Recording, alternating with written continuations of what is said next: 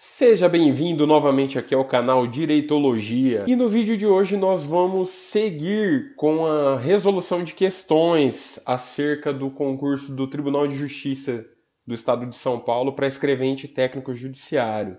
Hoje, na aula de número 4, nós vamos tratar dos atos processuais, do tempo e do lugar dos atos processuais aí no processo civil em geral. Na última aula, nós abordamos a Lei 12.153 de 2009, que trata do Juizado Especial Federal.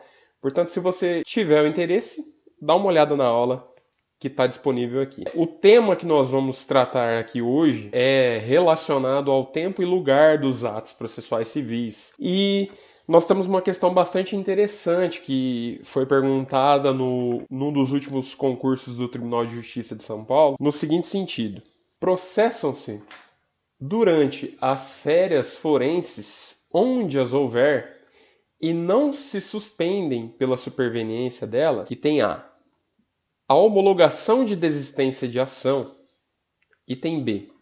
Os procedimentos de jurisdição voluntária e os necessários à conservação de direitos, quando puderem ser prejudicados pelo adiamento. C. Os processos que versem sobre arbitragem, inclusive sobre cumprimento de carta arbitral. D.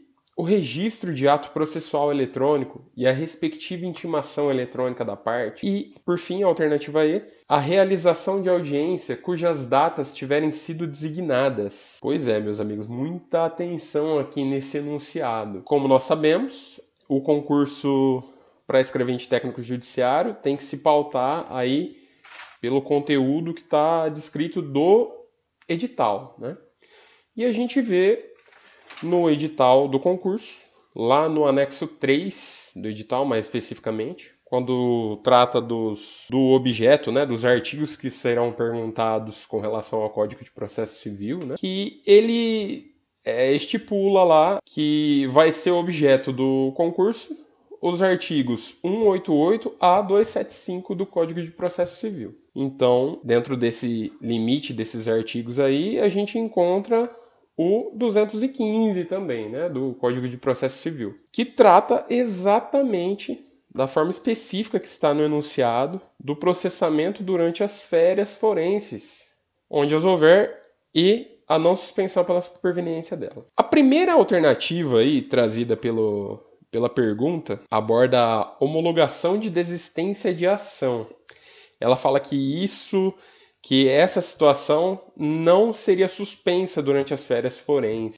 Essa alternativa ela está equivocada, porque embora a desistência só tenha efeito após a homologação judicial, de acordo lá com o artigo 200, que também vai ser objeto, o artigo 200 do Código de Processo Civil vai ser objeto do concurso, mais especificamente aí no parágrafo único, né? O parágrafo único diz que a desistência da ação só produz efeitos depois da homologação judicial. Então, a homologação judicial não é uma das hipóteses aí, das situações que não se suspendem durante as férias forenses. Por quê? Porque ela não está rolada no artigo 215 do Código de Processo Civil, que a gente vai ver, olha só. O artigo 215 diz exatamente da forma que está no enunciado da questão. Processam-se durante as férias forenses, onde as houver, e não se suspendem pela superveniência dela. E aqui ela traz 3 situações aqui, 3 incisos, né? Essa primeira alternativa, então, está afastada, ela não é correta. A alternativa B, por enquanto nós não vamos tratar dela aqui, porque está bem claro aqui qual que é a alternativa, né? A gente já viu lá na lei. Mas vamos para C.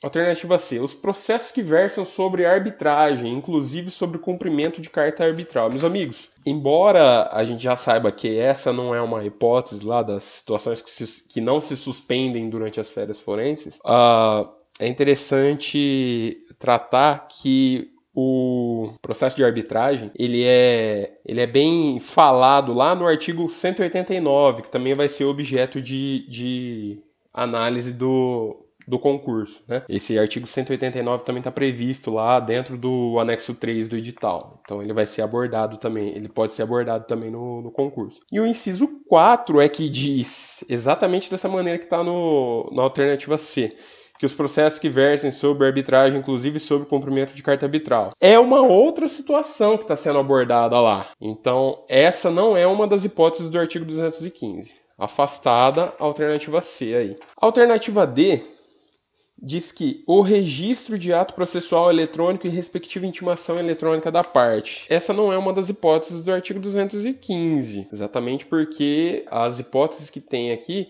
coincidem com outras alternativas, não é mesmo? Na verdade, aqui, da maneira que está escrito aqui no item D, está fazendo remissão ali ao artigo 195, que trata da prática eletrônica de atos processuais. Então, a alternativa é incorreta também.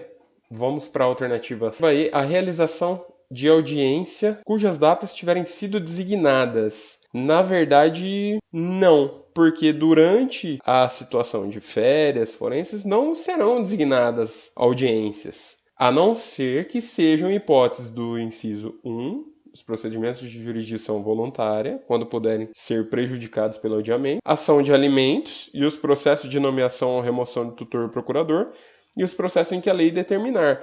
Portanto, a realização de audiências não vai ser objeto dessa situação, porque essas datas de férias já são previamente estipuladas. Então não existe agendamento de audiência para essas datas, tá ok? Então nós vemos aqui que a alternativa que nos resta é apreciar a alternativa B, os procedimentos de jurisdição voluntária e os necessários à conservação de direitos, quando puderem ser prejudicados pelo adiamento. Justamente a hipótese do inciso 1 do artigo 215. Os procedimentos de jurisdição voluntária e os necessários à conservação de direitos, quando puderem ser prejudicados pelo adiamento. Então, por ser previsão expressa do artigo 215, a alternativa correta é a nossa alternativa B, tá joia? Muito obrigado. Se você gostou desse vídeo, deixa aí o seu joinha, faça o seu comentário, compartilhe com outras pessoas e não esquece aí de seguir o canal Direitologia. Fica ligado aí nos últimos vídeos que nós temos postado, tá ok? Muito obrigado e ótimos estudos!